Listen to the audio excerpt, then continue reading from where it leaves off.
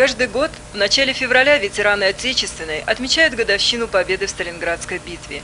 Выстоять людям в этом тяжелейшем сражении помогала вера в свое правое дело и фронтовая песня.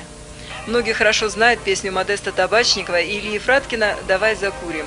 Но до сих пор история ее создания была неполной, так как на фронте за год раньше появился самодеятельный вариант этой песни. Однажды под Сталинградом приходит подполковник Калайда по политчасти, приносит газету, где были напечатаны слова поэта Ильи Фраткина. Дает эту газету, закрывайся, чтобы к вечеру была музыка. Ну что ж, я не композитор, я механик самолета. Но попробовать силы решил. И к вечеру, представьте себе, Родилась песня. родилась песня. Песня, которую написал сержант, механик 807-го штурмового авиаполка Геннадий Шутов, понравилась его фронтовым товарищам.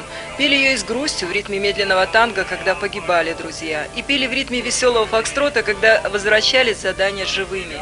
Я не композитор, но обрадовался тому, что у Табачникова сохранилась память от моей мелодии «Кусач». И мне было это приятно. В памяти авиамеханика Шутова не только Сталинград, но и освобождение Крыма, Ростова-на-Дону. Фронтовой музыкант с тех пор не расстается с аккордеоном. Музыка стала главным делом его жизни, профессией, судьбой. Говорить, как живем, как и все. Как и все. Трудно, но не падаем духом с музыкой.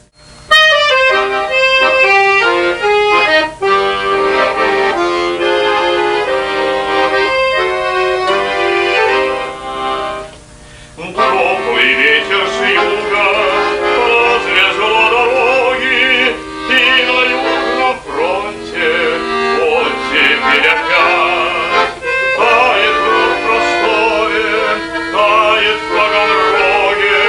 Эти дни когда-нибудь мы будем вспоминать.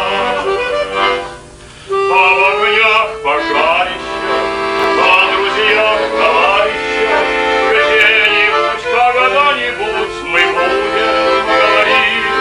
Вспомню я пехоту и родную роту, и тебя за то, что дал мне закурить. Давай закурим, закурим по одной.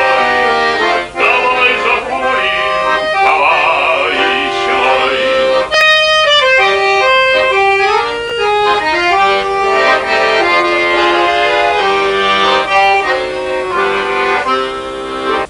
О походах наших, алая врагами, долго будут люди песни распевать. И в кругу с друзьями часто вечерами эти дни когда-нибудь мы будем вспоминать.